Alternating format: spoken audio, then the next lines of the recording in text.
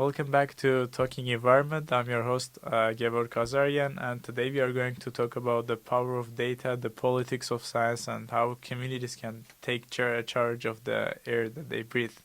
And environmental justice is about who gets to produce knowledge, who gets listened to, and who gets left out. And to explore these questions and these topics, I'm happy to be joined by Dr. Ottinger, a professor in the Department of Politics, Biodiversity, Earth and Environmental Science at Drexel University. So, Dr. Ottinger, thank you so much for joining us today. Thank you for inviting me. I'm happy to speak with you. Great. Could you give us a little bit of background into your work? What do you work on? Yes, absolutely. Well, I'm thrilled that you defined environmental justice from the get-go as about who gets to produce knowledge and who gets listened to and who doesn't. There are many different ways to define environmental justice, but that's really been the aspect of it that I've been most interested in, is how knowledge of environmental hazards is produced, how it's acted on or not, and who gets to do that, whose knowledge gets taken forward. So I'm thrilled that you started out there. I think I lost track of your question though, saying that. So what is your work mostly focused on? Okay, so I'm right now you could think of my works as in two tracks. The one track, I have just been finishing a book called The Science of Repair, how people who believe in facts can build a better future. And that brings normative political theory together with theories of STS and ethnographic work on community-based air monitoring to make an argument about how research of any sort can make a difference in the fight for justice, very broadly defined. Yeah. So that theoretical work has been one thrust of my research. The other angle that I've been pursuing is that I have been working on what I call data infrastructures to make information about air monitoring accessible to communities. And again, it's not just, the insights that we find aren't just about air or just about even the environment, but about what it actually takes in a very nuts and bolts way to get data in the hands of people who can use them for advocacy. Yeah. And there are a lot of pieces to it that in our era of big data, right, like we assume we've got all this knowledge and it's just at our fingertips, but it takes much more work than that. So those are the two big thrusts of what I've been doing. I believe that's really important, especially trying to get the data to the people who are going to use it and advocate for it. Yeah. Yeah. So before going forward and breaking down most of these topics, why did you decide to get into this field? What drew you into this field? Yeah, so I was an engineering student at Georgia Tech way back when, and not so happy as an engineering student, but also because I didn't feel like the engineers were asking the important questions. But when I thought about changing out of the major at that institution in particular, it was very interesting that it was assumed from the start that the scientists and engineers were the smart people. And anybody who wasn't doing those things was just not smart enough, right? And so there was a discourse around the public understanding of science that had a significant amount of disdain for the public, right? And it made claims like, well, people object to our technology because they don't understand it. And I don't know about you, but I see reasons to object to, for example, nuclear power plants, even if you do understand how it works and what the risks are, right? And it does not seem to me a foregone conclusion that just, the scientific understanding automatically produces consensus. So I became really interested in how those discourses worked and where science got the power It does. And I got interested in the environmental justice movement in particular because of the ways that advocates sought to, I think, rearrange those power dynamics so that, not even the power dynamics, but the moral compass, Yeah. right? In order to put considerations like human health protection ahead of things like business and also to take a precautionary framework, right, over a risk analysis framework, right? Yeah. There was a lot of work going on there that I found really interesting. So that's what drew me to the topic originally. Interesting. Yeah, that's really interesting how you got into this. And so, one thing I wanted to break down that I saw, what does citizen scientist mean? And you talked about the scientists and engineers mostly contributing to this field and being the smart people. But Right. what does citizen scientist mean? So citizen science, the term has sort of two independent origins. For some people, the archetype of a citizen science is like an amateur naturalist, someone who is really committed to studying perhaps the ecosystem that they live in and measures the rainfall every day, or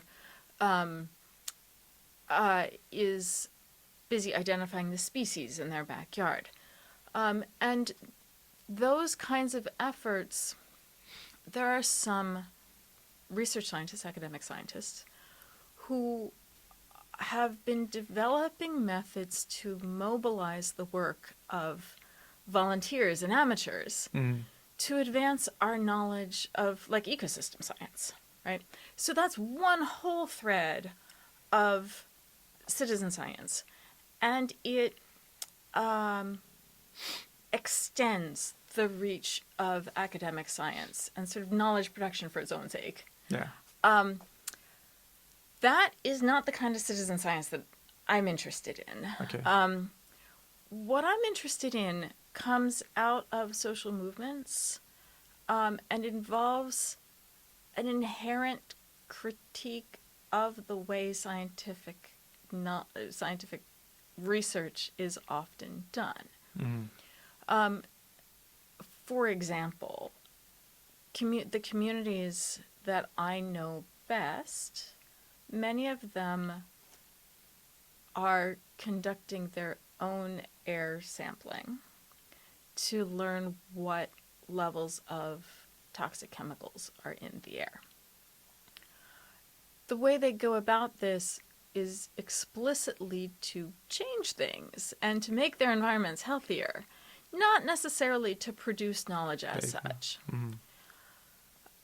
It also works with the idea that change is made through processes aimed at change making, as opposed to, I think, the other form of citizen science, which can tend to assume that change is made because scientists make their knowledge better and then everybody sits up and pays attention. And of course we know it doesn't work that way. So there's a different model of change involved in these two different ways of thinking about citizen science. So some folks call the kinds of citizen science that are based in social movements, and the environmental justice movement especially, but also some health movements, they would call those community science or civic science or something like that instead. There is this little inside baseball, but those who want to put an umbrella over the whole thing are now calling themselves, calling it participatory sciences, right? So there's an association for the advancement of participatory sciences, which means basically any science, any research that involves people who don't have formal credentials in science or research. So it's mostly it's dividing into two fields, but one of them contributes to the knowledge and the data, collecting the data, and other kind of through movements and trying to use that data to bring change, or Yeah, I mean, I think about them as having different models of change, yeah. right? Do you build your knowledge to produce change, Mm-hmm. or do you just build your Build the knowledge, knowledge yeah. and then throw it over the wall and count on policymakers, right? The latter isn't particularly empirically Yeah. well grounded. Yeah. I mean, the model of change is not particularly true. And for the record, like, I characterize them that way as really two different traditions. Other people have elaborate spectra and things like that. They're, 5 categories, or, it's a continuum of degrees of participation. And I suppose that there's truth in each of those, but I also think they're missing a fundamental point about, why are we doing this and how is change going to happen? Right. So, what would you rate the importance of citizen science and how they contribute to solving these problems, and in what extent how they are important, and how important it is to have these citizen scientists who also contribute from their local communities, from their backyard, providing some knowledge or fighting for the changes, fighting for reforms? Yep. That is a very, very important question that I don't think gets asked often enough.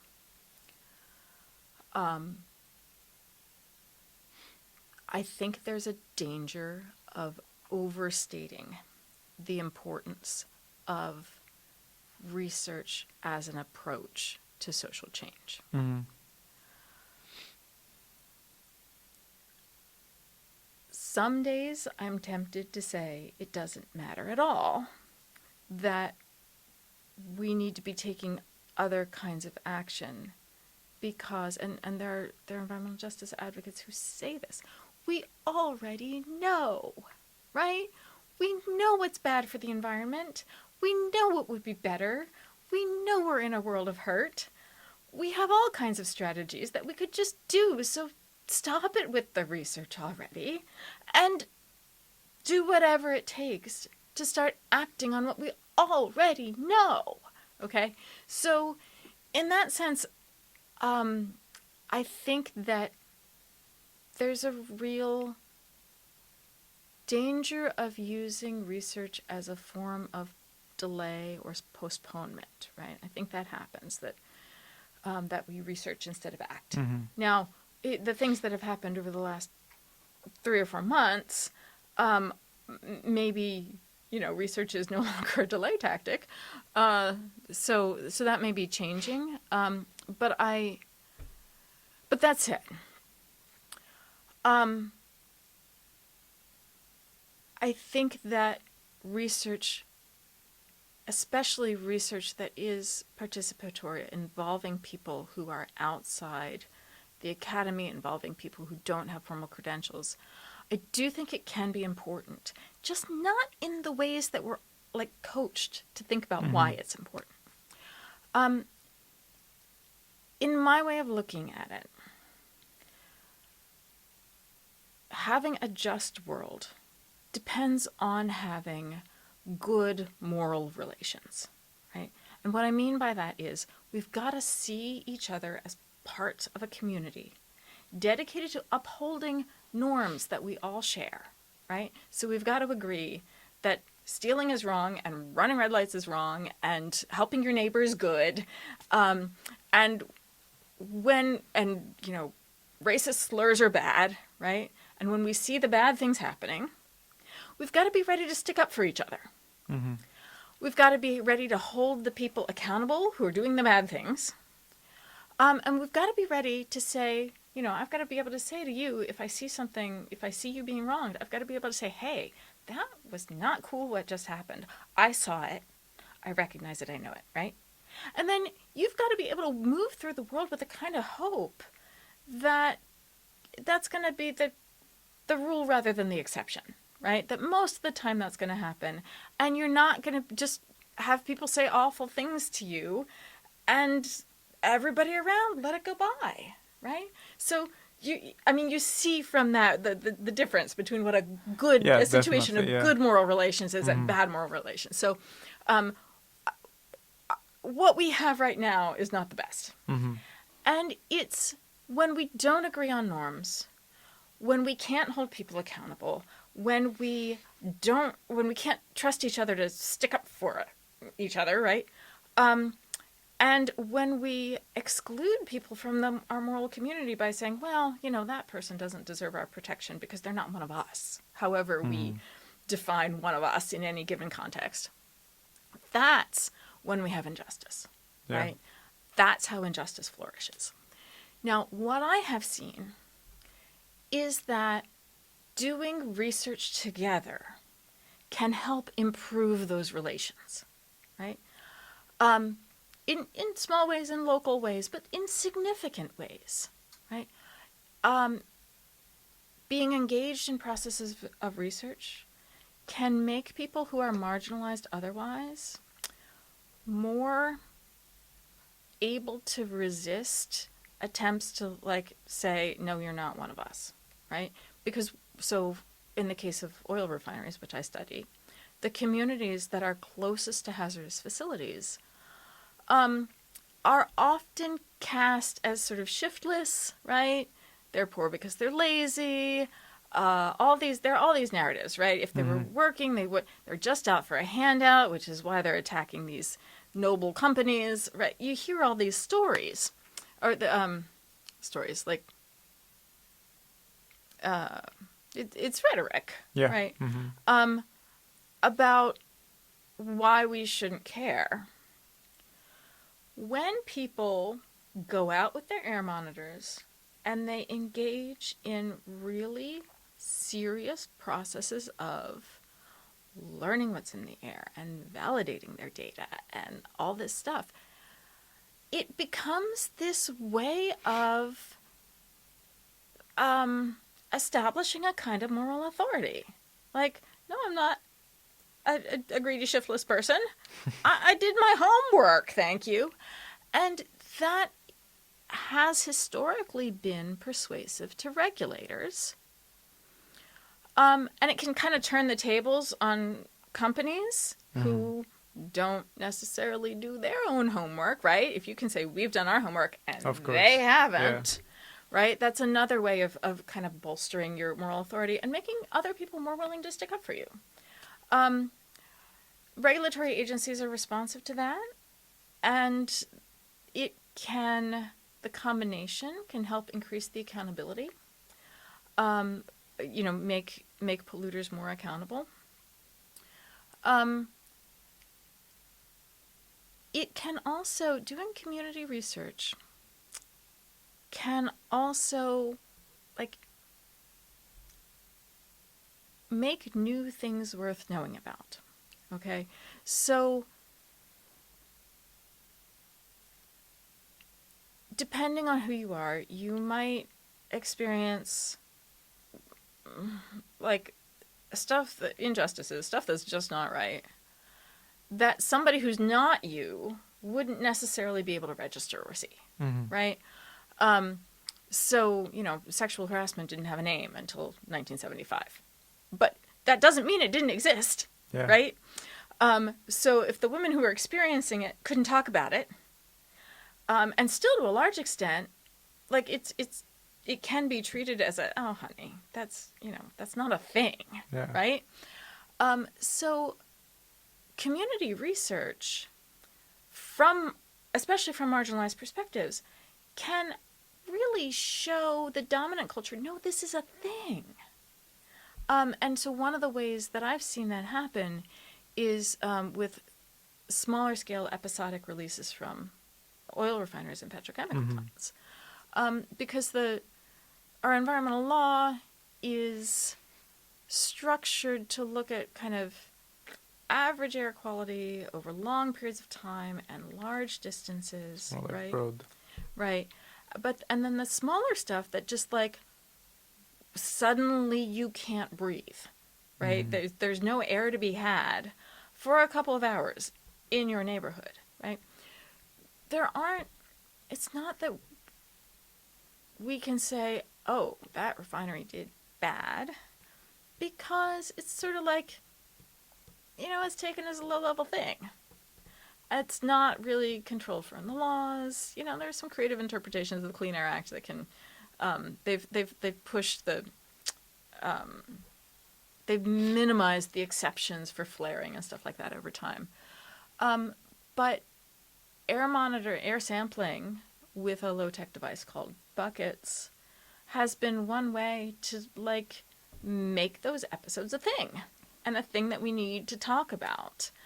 And so that's another way that community monitoring can increase the range of things that we need to be accountable for. It can change our norms for right and wrong, or at least help to push more of us to acknowledge wrongs that maybe we hadn't even been able to see before, right? So it's really, those are just a couple of examples, but it's really in the improvement of moral relations that community-based research, I think, has its big effect. Not in, oh, here I have proof, bam, justice is done, right? Like, that's not how it goes. Yeah. So you see the kind of the way to solve these problems and the way to tackle these problems in a collaboration, and more like between the research and actual action, but not overly emphasizing the research part of it, and mostly also working on trying to hold the agencies, the people who are responsible for that, accountable, and trying to achieve the change that way. Yeah, and I think we need to be working for a world where accountability is the norm, right? Where we, agree that large amounts of pollution being dumped on small communities, that's not okay, and that's something we should all work to fix, right? So, and in a way, that acknowledgement of right and wrong needs to predate our laws, right? Like, it needs to come first, and then we'll institutionalize it. But one of the reasons we haven't institutionalized it is that we don't really agree on it. There is not a robust consensus that pollution or exploitation of natural resources is out of balance, and that's just not cool, right? Because then we have this whole discourse about economic benefit and blah, blah, blah, right? Yeah. So our norms are unstable.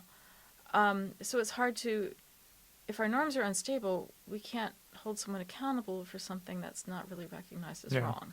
Yeah, makes sense. And what would you say, what are some ways, for example, citizens who see some injustice to try to contribute to that? They know that they made something and they didn't just stay silent and just watch the injustice happen. That's a really good question. I mean, certainly speaking up about it is called for, right? But it depends a lot on who you are. Right? It's not safe for everybody to speak up. Minimally, I think, and minimally but importantly, acknowledging it to the people who've been harmed goes a long way. Yes, I see you were hurt. Yes, that shouldn't have happened. Boy, do I wish I could help you find a way. What ways do you see to hold people accountable? Can I help? Right? That's a baseline thing that we can all be doing, even in the small way. But I think those small acts, they pile up to create a culture, right?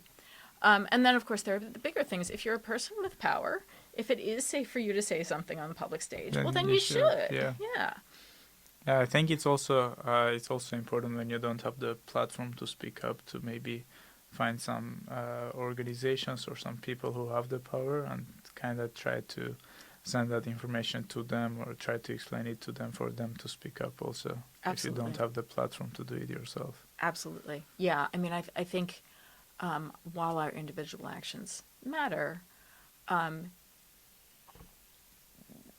there aren't silver bullets here, right? It's work for us all acting in concert over long periods of time. Yeah. I agree. And kind of circling back to more like air monitoring, Mm-hmm. air monitors, and how they help us with these problems, how do they empower communities? Mm-hmm. What would you say are some ways that air monitoring really helps us both in the research and both in trying to hold people accountable, hold agencies accountable? What are some of the main ways that they are actually helping us? Well, I think what I just said, by helping to identify the things that are worth knowing about, by helping to give people more moral authority to speak about problems and make change, by fostering hope that somebody will actually like look at what's going on in their community. Yeah. Yeah, all those things that I just talked about, I think are absolutely true of air monitors as well as everything so else. it is something that also citizens also do, right? Not only scientists who are specifically working on that. Oh, Air monitoring. yeah. I mean, so that's where it gets complicated. Yes, communities, citizens, residents of this country without citizenship, right, Yeah. have all been involved in producing data about what's in the air, and advocating for others to produce data about what's in the air. So I see it as sort of, I would call all of it community-based or community-led. But it ranges from people who build their own air samplers and capture like bags of air. But then that bag goes to a laboratory where scientists analyze it using very fancy machines. So that's one version. One version is you can buy an off-the-shelf air monitor and install it in your home, and it'll start producing data, right? So that's one form of community involvement. Or there's a community in California called Benicia where the community has advocated for money from the city to pay a contractor, an environmental consulting firm, to run very expensive monitors and do all the professional upkeep and produce data. And those community members meet with the contractor every week to talk through the data and what it means, right? So that's another version. Those people don't touch the monitors, but they are still causing the data to be created and heavily involved in thinking through its implications. So I can't think of a single instance of air monitoring where there aren't some kind of scientists involved. Yeah. Right? But then the part that gets missed is, okay, you generate data, fine. Someone has to analyze it. Yes, but so you generate data, analyze data. In between, you've got to store it. Yeah. You've got to access it. You've got to figure out what are the metrics you want to create to analyze it, right? And all of those pieces, often they require stuff we don't have, right? Those pieces need to be built too. Someone's got to build the database. Somebody's got to build the API. Somebody's got to build the algorithm. And there's a lot of monitoring data out there that nobody's attending to some combination of those pieces. And that really limits the ability of data to get put to use. Yeah, I also think that without the scientists and without the labs, without actual technologies to analyze and store this data, it will be really difficult to get any use of the data that the people collect. Absolutely. Themselves. Yeah. Absolutely. Yeah. And going kind of back to the citizen science, what do you think are some examples, or what do you think are some occasions where this led to a lasting impact, lasting change? Citizen science, I mean, in a way that you identified the way to meaningfully also to get involved in some actions and to ask for some change. I think you identified it as participatory science. What do you think are some examples that it led to actual change that can inspire also other people to try to get involved in that, try to get something out of the governments, local governments? Yeah, so this is a tricky question because I can certainly give you examples. So back in the early 2000s, there was a community by an oil refinery in South Louisiana, just to the downstream side of New Orleans, where they managed to run a really a fancy open path monitoring system for a while. They caught a level of sulfur dioxide that actually exceeded the standards in the Clean Air Act, which brought an enforcement action against the refinery. And I think there was an enforcement action, and it resulted in a several-year-long project of air monitoring by the Louisiana Department of Environmental Quality. Yeah. Okay, so I can give you that example. Yeah. We have the smoking gun. We went to court. The judge said, yes, it's a smoking gun. We're going to have enforcement. A couple of problems with that example. Number one, these are the exception. These are the unicorns, right? Yeah. Where you actually find something that's not just egregious, but lined up with the ways the laws are already written, so that it then permits enforcement. Yeah. And notice, yes, there was an enforcement action, but did the refinery shut down? Well, no. Did it change how it operated fundamentally?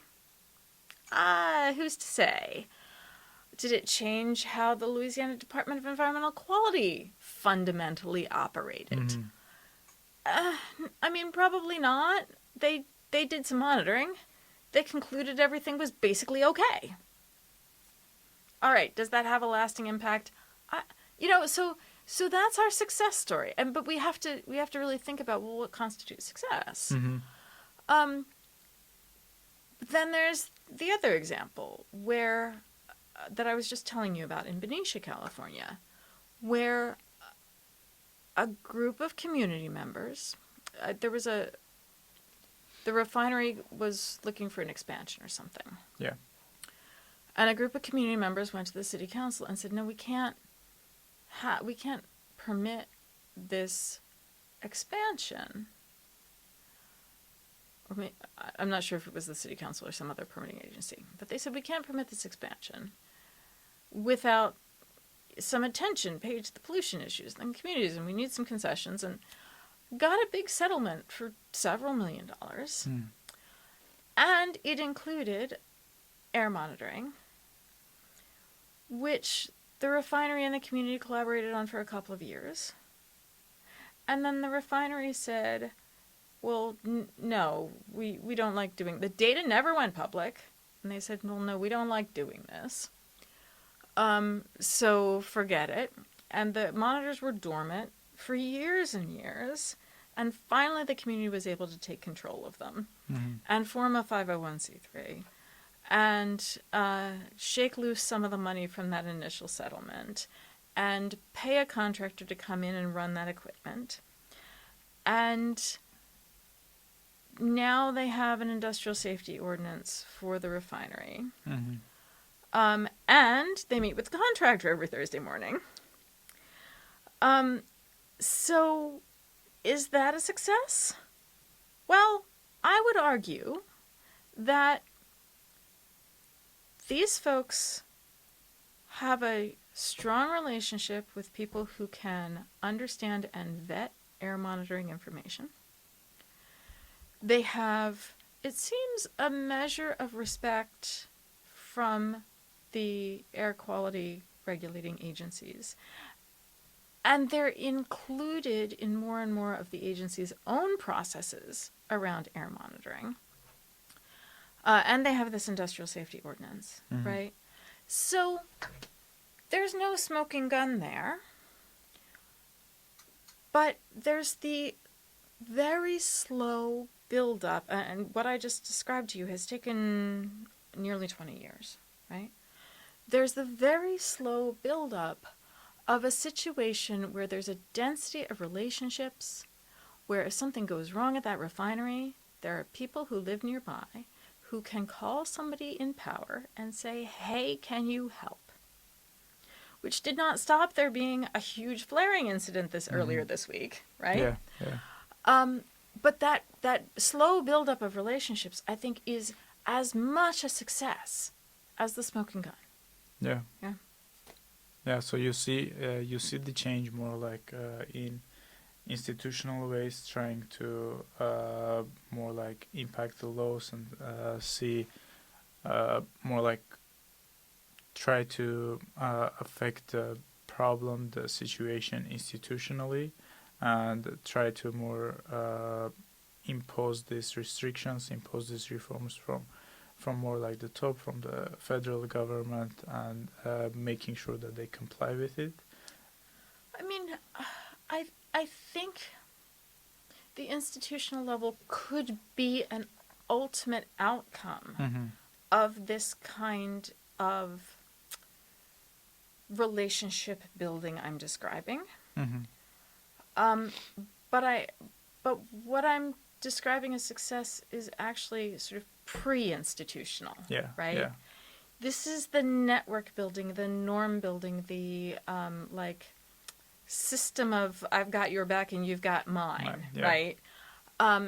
That I think really comes before institutions and is the basis for them and can continue to function even when the institutions break down. Yeah. Right? This is the mutual aid level stuff.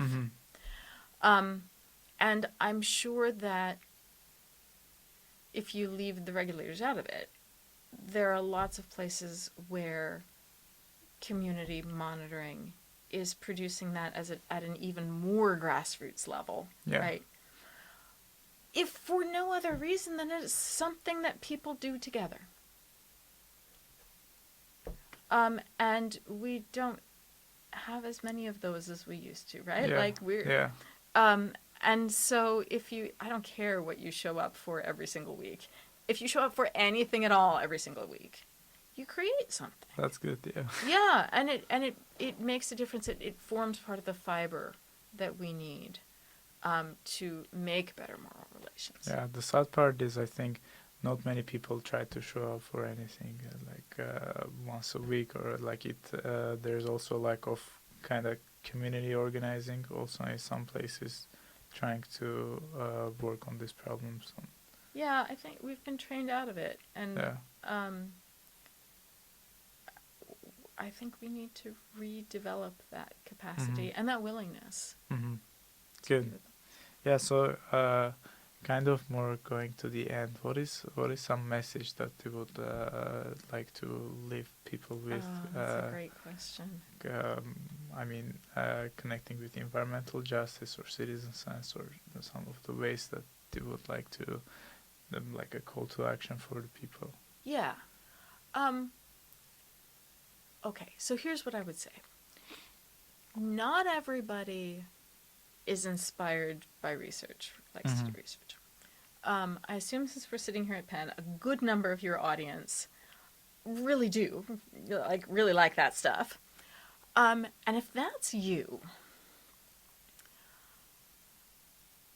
and you still care about these justice issues, I think your goal should always be to create a good process, an inclusive process, a process that seeks to combat ignorance, especially ignorance of harm and wrong that's being done. And the facts that you come up with, the proof, that's like icing on the cake. That's not your real work. Your real work is making the good process, doing the research well, doing the research inclusively, expanding who you think of as your people in the process. And the facts are fine.